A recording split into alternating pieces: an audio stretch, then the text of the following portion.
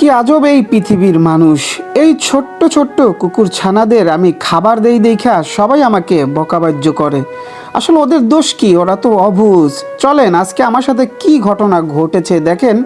আমি যখন প্রতিদিন ডিউটি থেকে আসি বাসায়, তখন এই কুকুর ছানাটি এবং তার মা আমাকে একেবারে জড়িয়ে ধরে। তো আমি নিয়ত করলাম যে প্রতিদিন ওদের জন্য কিছু না কিছু আমি নিয়ে আসবো বাসায় আসার সময়।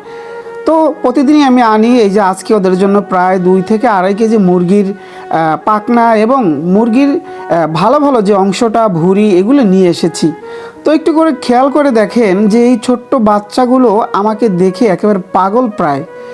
ওরা প্রতিদিন যদি খাবার পেত, এই বাচ্চাগুলো অনেক বড় এবং মোটাসোটা হতো, কিন্তু কেউ ওদেরকে খাবার দেয় না।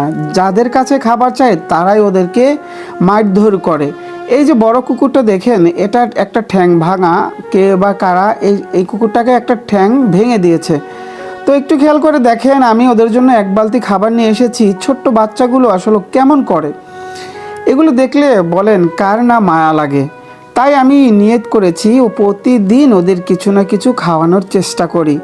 তো এরা যখন বড় হয়ে যাবে তখন হয়তো এলাকা থেকে অন্য অন্য জায়গা চলে যাবে, কিন্তু এখন ওরা কি কারণে না খেয়ে থাকবে? আসলে আমাদের বাড়ির আঙিনায় অনেক এই ছোট্ট কুকুর ছানাদের না খেয়ে পড়ে থাকতে দেখা যায়, কিন্তু কেউ ওদেরকে খাবার দেওয়ার চেষ্টা করে না। আমরা সবাই একটু চেষ্টা করব ভাই। এজন্য আল্লাহ তাআলা আমাদেরকে মানুষ সৃষ্টি করেছেন, ওদেরকে পশু, তাই আমরা চেষ্টা করব।